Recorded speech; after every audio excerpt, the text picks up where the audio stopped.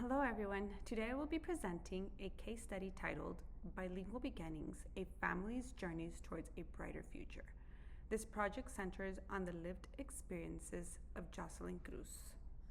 She is a recently immigrated mother in El Paso, and her twin sons are enrolled in a trilingual program.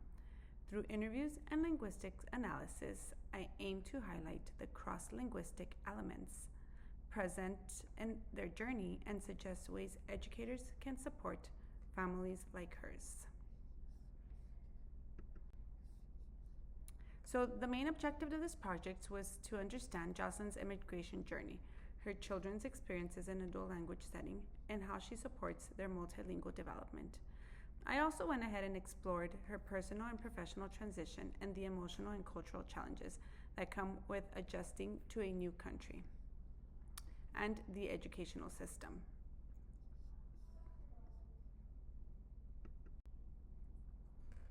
So it was pretty easy for me to approach this project as um, she is she has been grooming my dogs for a little bit more than a year, and we have become very close and friendly. But the way I approached this project was very respectfully and collaboratively. I first asked Jocelyn if she was comfortable participating, and then I explained my goals and I offered her the option to answer questions in writing. She was very adamant that she wanted to do this and she wanted to help me out and just to get her word across. And then I also allowed her to choose the interview setting to make her feel at ease. So she went ahead and asked to be interviewed at her house. So that was perfect with me. Her sons were present during the interview and they were kind of sneaking in and out to see what was going on. So they were engaged with the process, which gave me an insight into their bilingual environment.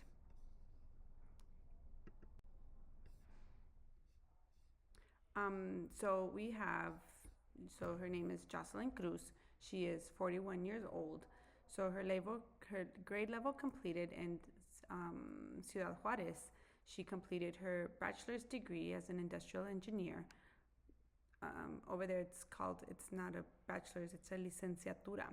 So her first language is Spanish. She's been in the US for 1.5 years. The reason she moved to the US is because her husband got a job in the US and they are sponsoring him. So she went ahead and did the transition there. Here she has her husband and her two boys. Her twin sons were born here in the United States, but they've always been schooled in Juarez. She was lucky enough to get to go to Eastwood Knolls because of where she lives. So that's why she was able to put her children into a into a dual language setting. So I went ahead and collected both written and video data during our interviews. So each video focused on different themes, from the family's immigration background to their current educational experiences and hopes for the future. She was it was interesting to see the differences between her spoken interview and her written interview. It was very interesting to see that comparison. So Jocelyn offered thoughtful reflections on how her sons use languages at home and school and how they are adapting linguistically and emotionally. And like I mentioned before, like during the interview, like we'd stop and the boys would be like, what's going on? Like they'd be very interested. And I asked them if I could interview them and they would say, no, no, no, no, no quiero, no quiero. So, so this is the first video we recorded. It was just very informal. The whole interviews were very informal, like I had mentioned. And she did ask that we just don't record her complete face. She felt embarrassed because she had just gotten home from work and she didn't have any makeup and all that. So I went ahead and respected her wishes as to just recording her from her mouth, her nose down. So here's the first video so you can take a look at it. Hi, how are you? Very fine, and you? I'm fine, thank you. So can you tell me your name? Jocelyn? Jocelyn. How old are you, Jocelyn? 41. And then what did you study in Mexico? I'm an industrial engineer. Industrial engineer. Your first language? It's Spanish. It's Spanish. And what are you doing here in the United States? Trying to change my life. Venezuela. And where are you working at here in the United States? It's a grooming place. It's a grooming pet. Okay. And how do you and I know each other? It's because your husband is my boss. And so, as you can see, you can hear that nervous laugh that she has. Hi, how are you? Very fine, and you? I'm fine.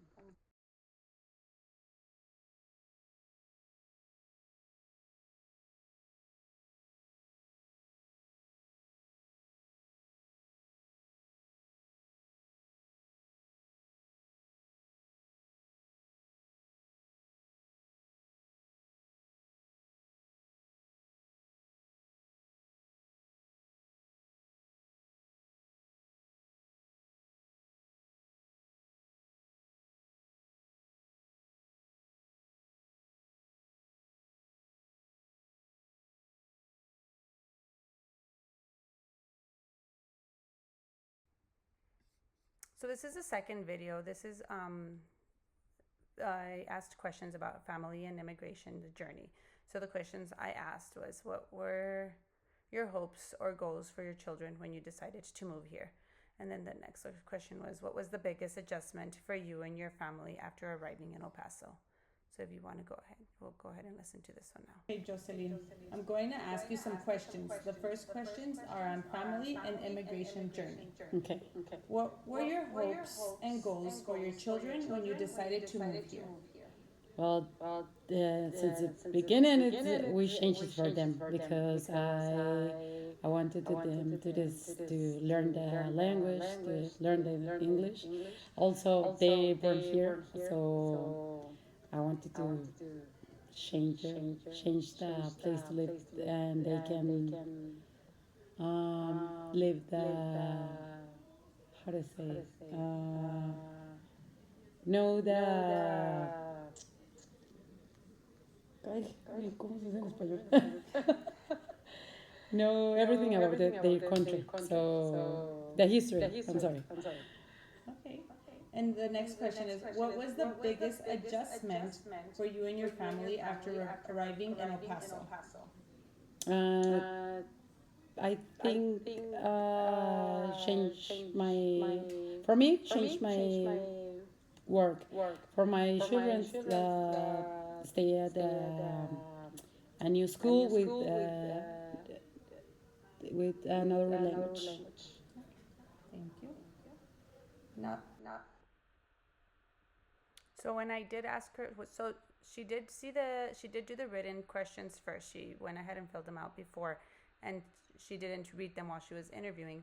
But when I did ask her this, the questions, the answers when her written exam are completely different than when she went ahead and spoke them.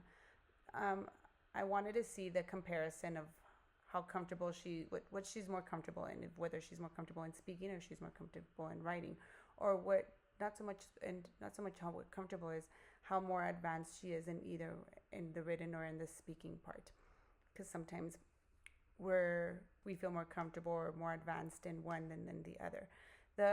When she was answering them written, she did have a hard time with the word adjustment.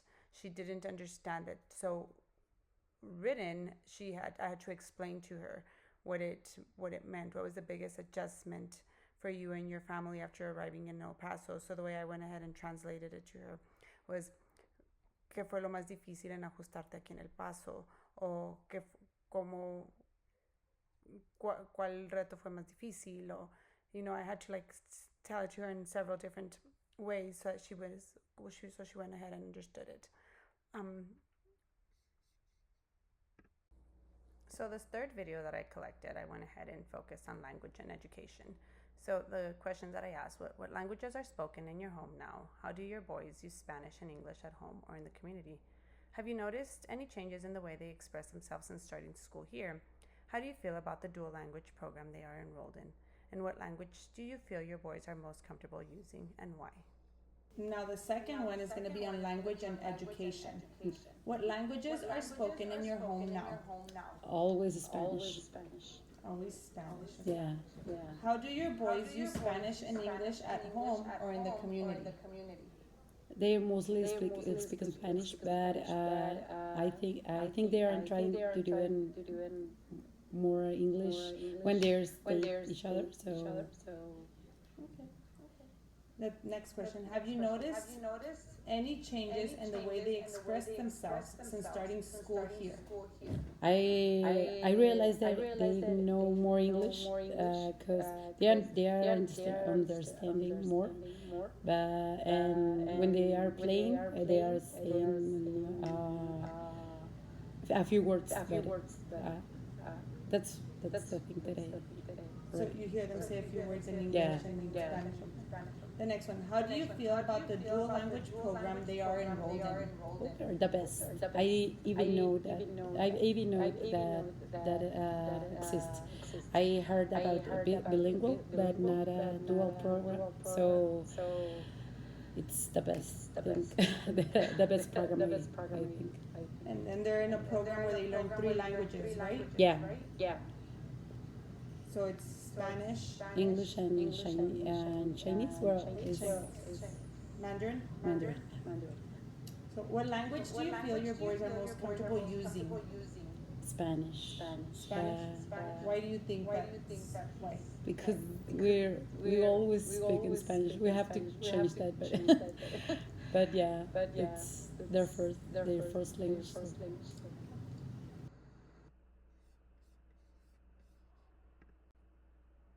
So this next video, which is the fourth video, it's about school experiences and supports. And the questions I asked was, do you feel welcomed and supported by the school community? What kinds of communication do you receive from the school, and in what language? What are your thoughts on their teachers and the way they support your children's languages and development? This next section is going to be on school experiences and support. Do you feel welcome and supported by the school community? Yes, the teachers are amazing. So yeah, they always trying to support us. So it's a really good place. What kind of communication do you receive from the school and in what language? At the beginning was in Spanish. They're always speaking with us on Spanish because at the kindergarten was everything on Spanish, and just in this first grade was one class on English and the other one is Chinese. So. What are your thoughts on their teachers and the way they support your children's language development? What are my thoughts? Yeah, your thoughts on their teachers and the way they support your children's language development. I always feel.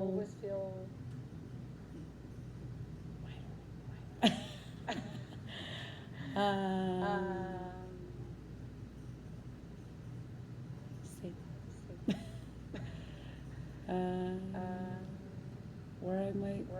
Your thoughts on their teachers. Like, what do you think? What are your thoughts on the teachers? Like, what do you think about the teachers? Do you think that they're great people that support you, things like that? Oh yeah, they are really good persons. They always try to support us and. Every time they telling us about how our children, so they are pretty nice. So this one was another one where I had to clarify for her, and when she did the written, she didn't need clarification. She was able to answer it completely.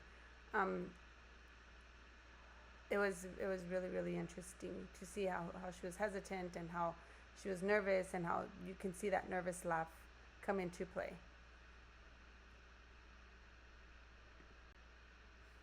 The next video I collected was on cultural and emotional insights. What do your children miss most about Mexico, if anything?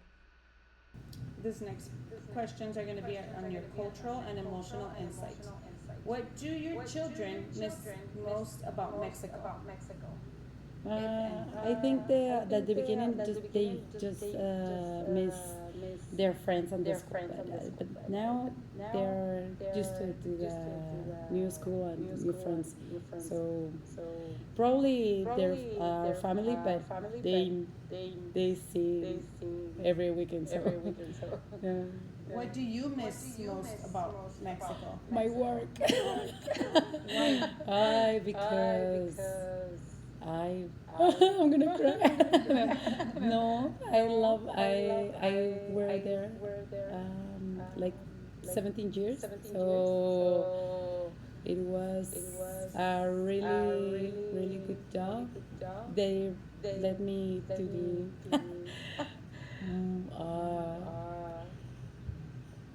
mm, it's a lot of things that I'm thinking in this moment because I was administrator for in a few places, so I miss my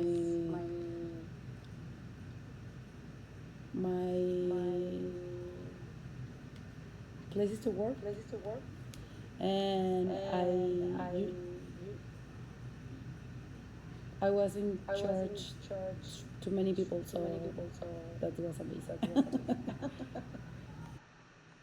So this one was really interesting. I went ahead and just asked her that one question because in between me recording the little sessions or the little themes, she mentioned something about how she misses her work a lot and how she just can't believe that she went from being an industrial engineer in Mexico to being a pet groomer here. But the things that we do for our children sometimes, to better their lives, to better their education. So I went ahead and just surprised her with that one question. And yes, you can tell that she does miss her work over there at home back in Juarez, that she misses it quite a lot. So this last video is on future hopes. Future hopes. So this is video number 6. And the questions that I asked, what are your hopes for your children's future education? What would you like teachers to know about your children or your family?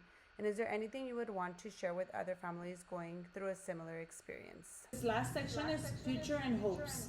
What are your hopes for your children's future education? Oh, well, I hope they're. I think they are gonna be bilingual, so that's gonna be the best for they're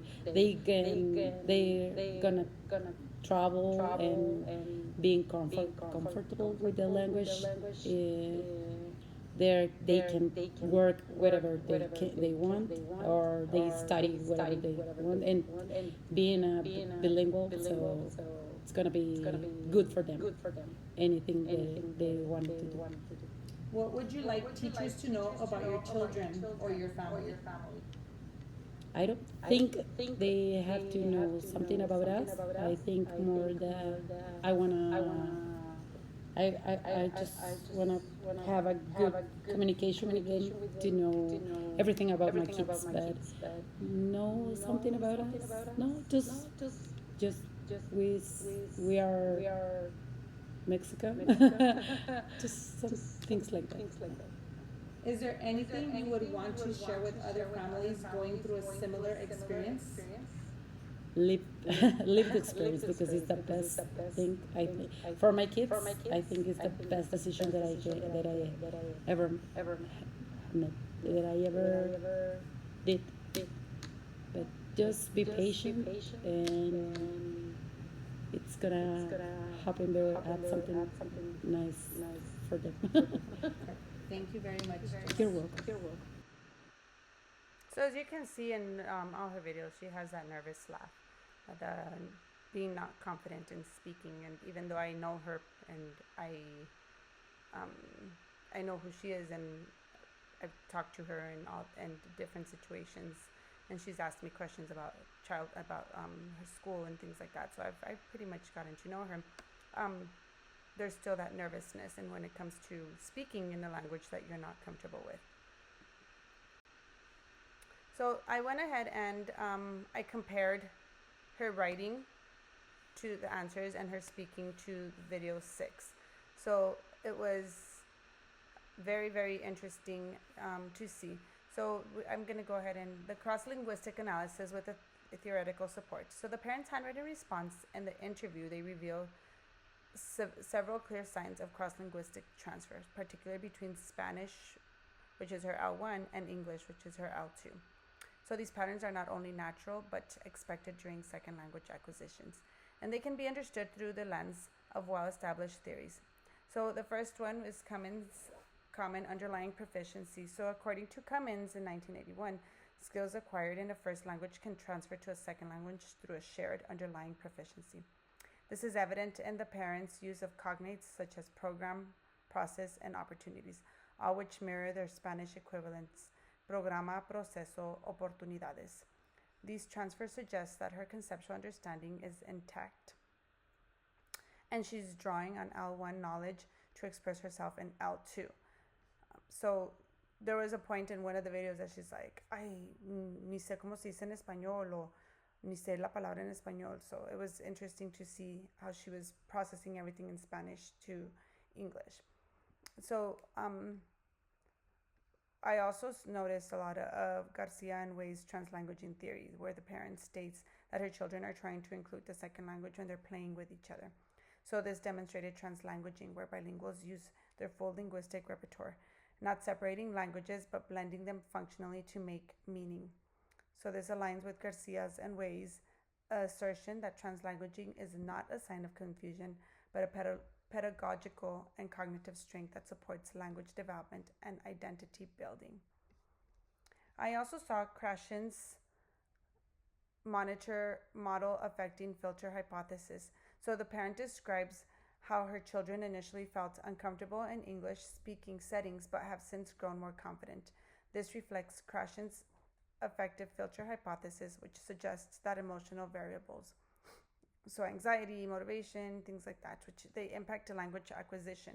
As her children feel safer and more supported, more support, their filter lowers and their ability to acquire language improves. Then we have the interlanguage theory. So errors such as I've been enjoying and they're playing each other, they're not random, they're present in interlanguage. It's a development stage where learners use elements of her first language and her second language to form a temporary linguistic system. So this is a normal part of the second language development. I also saw contrastive analysis hypothesis. So this hypothesis is something that's similarities between her L1 and her L2, which lead to positive transfer, while differences may result in errors, which is the negative transfer. The parent use of Spanish like syntax because in home always we're speaking that. It shows words other order influence from L1, which is consistent in the theory. So I was able to also see the lexical transfer. So this is like in the transcription, you can see it's gonna be bilingual, so that's gonna be the best for they. Just something like that. It's gonna be good for them, anything that they want to do. So that's where I went ahead and saw the lexical transfer. The cross-linguistic insight, so I saw that the speaker uses simplified vocabulary and informal forms, gonna, just, gut for good, which reflect the oral and monitored production, and which is the influencia del español, which is the influence from Spanish. The best for they shows a direct transfer from lo mejor para ellos. So she directly transferred the best for they, lo mejor para ellos, where the preposition placement differs from English, should be the best for them. Then in the comparison with the handwritten, the language is more academically appropriate. So when she wrote it in the written form, it's you can tell that it was more, she felt more confident. As I saw her writing, she felt more confident answering, and it was more appropriate. So successful in many ways, really good opportunities, I recommend it. So this suggests the writer either self-corrected or had assistance to reduce from her L1 transfers, moving closer to the academic English register. But she didn't have any help in the writing. It was all coming to her, but you can tell that she just feels more comfortable writing it than she does speaking it. syntax, which is the grammar and the sentence structure. In her transcription, the repetition where she and the false starts where I just wanna, that's, you know, the that has a lot to do with the syntax patterns. The unconventional word order, they can work whatever they can want, or they study whatever they want, and to be in a bilingual. So right here we have the subject verb. That was the unconventional word order. Then we have subject verb agreement errors. They are gonna be bilingual. Should be bilingual. Be but I sorry, I made a mistake right here. It shouldn't say but they are gonna be bilingual. She kept saying bilingual, you know. So it should be bilingual. Best for they should be them. Best for them. Then we went ahead and saw some more cross linguistic insight. These are signs of the interlanguage, where the learners create a transitional language system influenced by both their L1 and their English. The syntax reflects Spanish structure, the placement of where the adjectives and the objects and the lax articles used in some cases, which is a common feature in Spanish-English transfer. So in her handwritten comparison, errors are fewer. They're fewer in the writing than they are in the speaking, and they're more refined. Just be patient and support as much as they can their children. Still shows awkward construction, but it's more controlled. Her phonology represented in orthography, sound to spelling influence. So she put dat for that, they for they, just for just, and gut for good, you know. And then she put experience for experience. Another cross-linguistic insight that I saw. These reflect the speaker's phonological awareness, and it's shaped by Spanish. It's difficulty with the th sound, right? She goes the d for the th sound.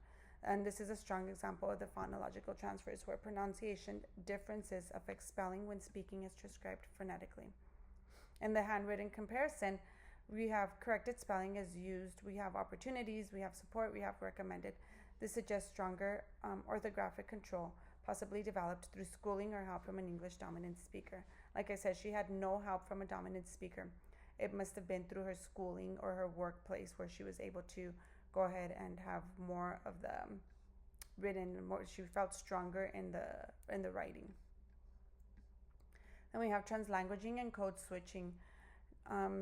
As you can see, we were Mexicans, haha, you know, something like that. So it's like it's a cultural linguistics, and there was even a time when she's like, ay, ni sé cómo se dice eso en español. You know, the speaker, she blends her Spanish expressions into English discourse, which is a natural translanguaging practice. It shows how bilingual individuals fluidly draw on both linguistic repertoires to express identity, humor, and emotions. There was no in her handwriting, in her handwritten one, there was no visible code switching or cultural markers. So the written version presented a more standard English tone, potentially erasing the multilingual identity presented in the oral version. We have the social, linguistic, and cultural identity. The typed version keeps the emotional tone, cultural markers, and informal oral discourse, and it presents the speaker's authentic voice and identity. And it's consistent with her heritage language, her pride, and her bilingual identity negotiation. The handwritten version is more polished, and it's likely, and it was adjusted for a school or for academic setting.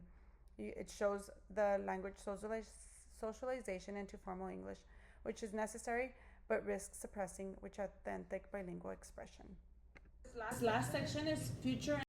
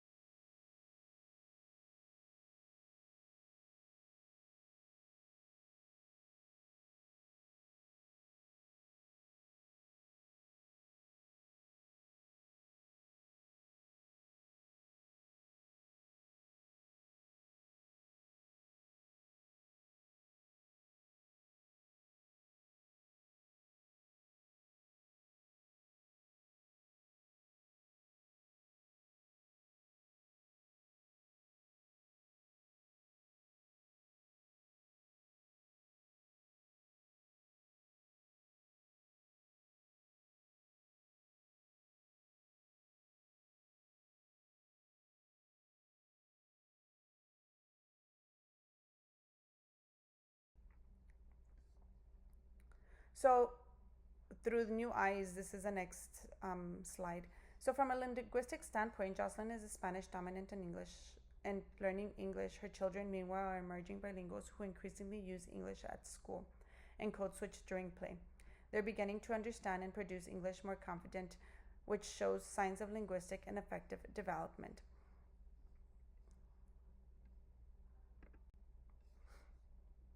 So several key theories from our coursework apply here. Translanguaging is visible in how the boys mix languages naturally. Krashen's effective filter hypothesis helps explain their increased comfort in school. Mall's funds of knowledge highlights the cultural assets Jocelyn brings, and Cummins' concepts of additive bilingualism support the dual language approach used.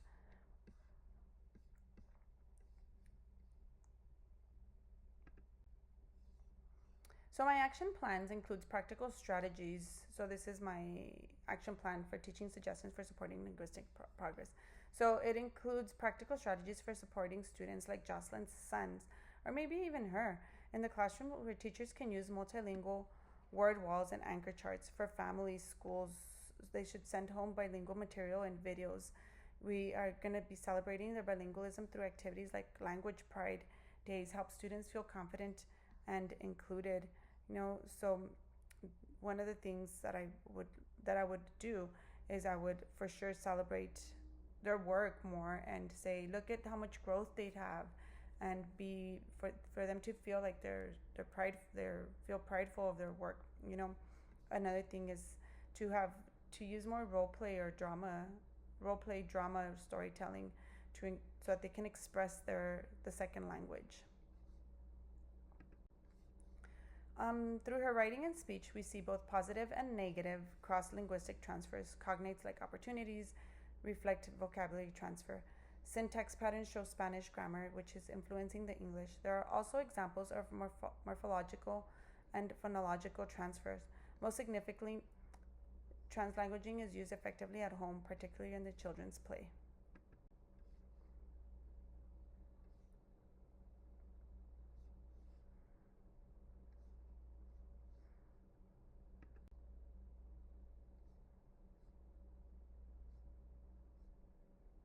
So these are slides that have to do with the morphological transfer and everything that's happening in the brain.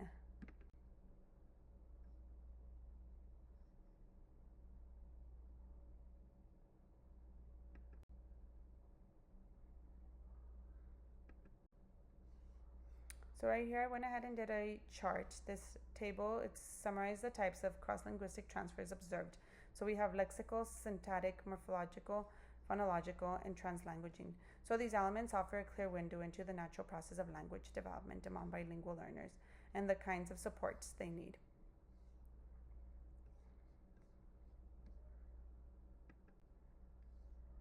So in conclusion, Jocelyn's story is a powerful reminder of the need for culturally responsive and linguistic supportive education. By understanding and embracing cross-linguistic patterns, educators can help emerging bilinguals thrive academically and emotionally. So my research and analysis were informed by key scholars in bilingual education and second language acquisitions, which included Cummins, Garcia-Zenway, Krashen, Selinker, and Lotto. So thank you, everybody. Thank you.